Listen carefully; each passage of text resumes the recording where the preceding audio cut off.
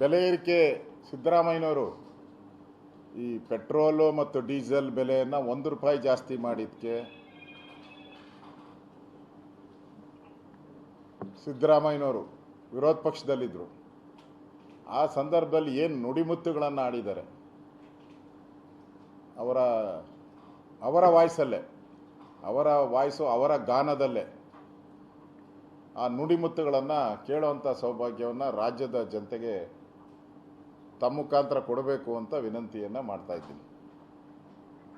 ಮಾಡ್ತೀವಿ, ಪೆಟ್ರೋಲ್ ಬೆಲೆನೂ ಕಡಿಮೆ ಮಾಡ್ತೀವಿ, ಡೀಸೆಲ್ ಬೆಲೆನೂ ಕಡಿಮೆ ಮಾಡ್ತೀವಿ.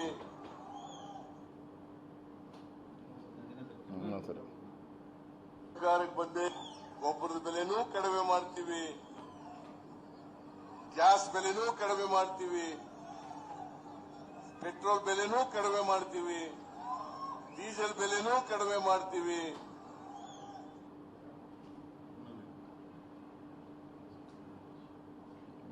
ಸರ್ಕಾರಕ್ಕೆ ಬಂದೆ ಗೊಬ್ಬರದ ಬೆಲೆನೂ ಕಡಿಮೆ ಮಾಡ್ತೀವಿ, ಗ್ಯಾಸ್ ಬೆಲೆನೂ ಕಡಿಮೆ ಮಾಡ್ತೀವಿ, ಪೆಟ್ರೋಲ್ ಬೆಲೆನೂ ಕಡಿಮೆ ಮಾಡ್ತೀವಿ, ಡೀಸೆಲ್ ಬೆಲೆನೂ ಕಡಿಮೆ ಮಾಡ್ತೀವಿ. ಇವತ್ತು ಇದರ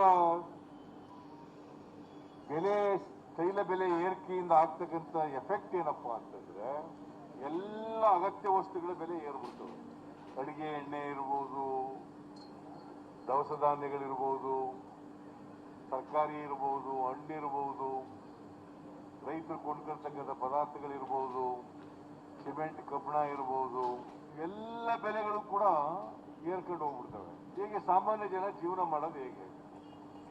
ಊಟಕ್ಕಿಲ್ಲ ಇವತ್ತು ಅಂತ ಪರಿಸ್ಥಿತಿ ನಿರ್ಮಾಣ ಆಗಿದೆ. ನೀವು ಜನರಿಗೆ ತಪ್ಪು ಮಾಹಿತಿಗಳನ್ನು ಕೊಟ್ಟು ಸುಳ್ಳು ಹೇಳಿ ಇವತ್ತು ಅಧಿಕಾರವನ್ನ ನಡೆಸ್ತಾ ಇದ್ದೀರಿ. ನಿಮಗೆ ಅಧಿಕಾರದಲ್ಲಿ ಇರ್ಲಿಕ್ಕೆ ಯಾವ ಯೋಗ್ಯತೆನೂ ಕೂಡ ಇಲ್ಲ. ಪೆಟ್ರೋಲ್ ಮೇಲಿದ್ದಂತ ಅಡಿಷನಲ್ ಎಕ್ಸೈಸ್ ಡ್ಯೂಟಿ, ರಾಜ್ಯ ಸರ್ಕಾರ ಪೆಟ್ರೋಲ್ ಮೇಲೆ ಸೇಲ್ ಟ್ಯಾಕ್ಸ್ 35%, ಡೀಸೆಲ್ ಮೇಲೆ 24%, ಮೂಲ ಬೆಲೆ 35-36 ರೂಪಾಯಿ, ಟ್ಯಾಕ್ಸು 60-65 ನಾಚಿಕೆ ಆಗಲ್ವೇನ್ರಿ ನಿಮಗೆ? ಜನರ ರಕ್ತ ಇರ್ತಾ ಇದ್ದೀರಲ್ಲ, ನಾಚಿಕೆ ಆಗಲ್ಲನ್ರಿ? ನಾಚಿಕೆ ಆಗಲ್ವೇನ್ರಿ ನಿಮಗೆ? ಜನರ ರಕ್ತ ಇರ್ತಾ ಇದ್ದೀರಲ್ಲ, ನಾಚಿಕೆ ಆಗಲ್ಲ? ಕಾಂಗ್ರೆಸ್ ಸರ್ಕಾರ ಅಧಿಕಾರಕ್ಕೆ ಬಂದ ಮೇಲೆ ಕಳೆದ 1 ವರ್ಷ 1 ತಿಂಗಳಲ್ಲಿ ಎಲ್ಲ ರೀತಿಯಾದಂಥ ಬೆಲೆ ಏರಿಕೆಯ ಭಾಗ್ಯಗಳನ್ನು ಕೊಟ್ಟಿದೆ. ಒಂದು ರೀತಿ ಕರ್ನಾಟಕದ ಜನರ ಮೇಲೆ ದೌರ್ಜನ್ಯ ಮಾಡ್ತಾ ಇದ್ದಾರೆ ಅಂತ ನನಗನ್ನಿಸ್ತಾ ಇದೆ.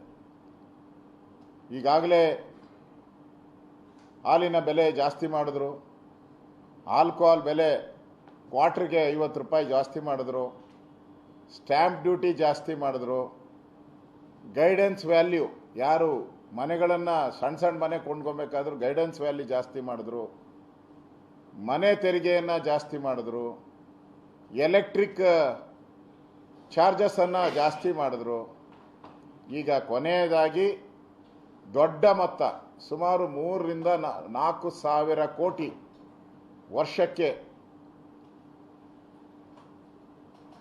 ಟ್ಯಾಕ್ಸನ್ನು ಕಲೆಕ್ಟ್ ಮಾಡುವಂಥ ಒಂದು ದೃಷ್ಟಿಯಿಂದ ಇವತ್ತು ಕರ್ನಾಟಕ ಸರ್ಕಾರ ಪೆಟ್ರೋಲ್ ಬೆಲೆಯನ್ನು 3 ರೂಪಾಯಿ, ಡೀಸೆಲ್ ಬೆಲೆಯನ್ನು 3.5 ರೂಪಾಯಿ ಏರಿಕೆ ಮಾಡೋ ಮುಖಾಂತರ ಒಂದು ರೀತಿ ರಾಜ್ಯ ಸರ್ಕಾರ ದರೋಡೆ ಮಾಡೋಕ್ಕೆ ಹೊರಟಿದೆ. ದರೋಡೆ ಮಾಡೋಕ್ಕೆ ರಾಜ್ಯ ಸರ್ಕಾರ ಹೊರಟಿದೆ. ಈಗಾಗಲೇ ಸಿದ್ದರಾಮಯ್ಯನವರು ಹಿಂದೆ ನಮ್ಮ ಸರ್ಕಾರ ಇದ್ದಾಗ 1 ರೂಪಾಯಿ ಬೆಲೆ ಏರಿಕೆ ಆದಾಗ, 1 ರೂಪಾಯಿ ಬೆಲೆ ಏರಿಕೆ ಆದಾಗ ಅವರು ಶವಯಾತ್ರೆ ಮಾಡಿದ್ರು. ಮೋಟ್ರ್ ಬೈಕನ್ನು ಅವರು ಡಿ ಕೆ ಶಿವಕುಮಾರ್ ಇಬ್ಬರು ಶವಯಾತ್ರೆ ಮಾಡಿದ್ರು.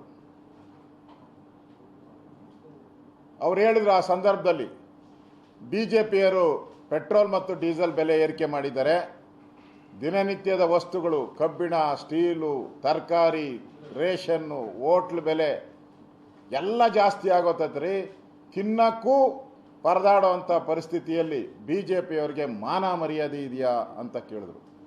ಸಿದ್ದರಾಮಯ್ಯನವರೇ, ನಿಮಗೆ ಮಾನ ಮರ್ಯಾದೆ ಇದೆಯಾ? ಯೋಗ್ಯತೆ ಇದೆಯಾ ನಿಮಗೆ? ನೀವೇ ಹೇಳಿದಿರಲ್ಲ, ಪೆಟ್ರೋಲ್ ಡೀಸೆಲ್ ಏರಿಕೆಯಿಂದ ಜನಗಳಿಗೆ ಏನೇನು ಅನ್ಯಾಯ ಆಗುತ್ತೆ ಅಂತ ನೀವೇ ಹೇಳಿದ್ದೀರಾ. ಬಿ ಜೆ ಪಿ ಕೇಳಿದ್ದೀರಾ ನಿಮಗೆ ಮಾನ ಮರ್ಯಾದೆ ಇದೆಯಾ ಅಂತ. ನಿಮಗೆ ಮಾನ ಮರ್ಯಾದೆ ಇದೆಯಾ ಸಿದ್ದರಾಮಯ್ಯನವರೇ? ನಿಮಗೆ ಯೋಗ್ಯತೆ ಇದೆಯಾ ಆ ಸ್ಥಾನದಲ್ಲಿ? 15 ಬಾರಿ ಬಡ್ಜೆಟನ್ನು ಮಂಡನೆ ಮಾಡಿದ್ದೀನಿ ಅಂತ ಹೇಳಿದ್ರಿ. ಯಾವ ಪುರುಷಾರ್ಥಕ್ಕೆ ಮಾಡಿದ್ರಿ ಸ್ವಾಮಿ ನೀವು? ಪಾಪರ ಔಟ್ ಇದೆಯಲ್ಲ ನಿಮ್ಮ ಬಡ್ಜೆಟಲ್ಲಿ, ಗ್ಯಾರಂಟಿಗೋಸ್ಕರ 55,000 ಕೋಟಿಯನ್ನು ಮೀಸಲಿಟ್ಟಿದ್ದೀರಿ ಅಂತ ಬಡ್ಜೆಟಲ್ಲಿ ಓದಿದ್ರಿ ನೀವು ವಿಧಾನಸಭೆ ಒಳಗಡೆ. ನಾವು ಆ ಸಂದರ್ಭದಲ್ಲಿ ಇದು ಬೋಗಸ್ ಬಡ್ಜೆಟ್ಟು, ಆದಾಯ ಮತ್ತು ವೆಚ್ಚದ ತಾಳೆನೇ ಇಲ್ಲ ಇದರಲ್ಲಿ, ನಿಮಗಿಷ್ಟು ಆದಾಯನೇ ಬರ್ತಾ ಇಲ್ಲ, ನೀವು ಆದಾಯನ ಅಂಕಿಅಂಶಗಳನ್ನು ಸುಳ್ಳು ಕೊಡ್ತಾ ಇದ್ದೀರಾ ನೀವು ಅಂತೇಳಿ ಬೋಗಸ್ ಬಡ್ಜೆಟ್ಟು ಅಂತ ಪ್ಲಕಾರ್ಡ್ಸನ್ನು ಹಿಡಿದ್ರಿ. ಅವಾಗ ನೀವೇನು ಹೇಳಿದ್ರಿ?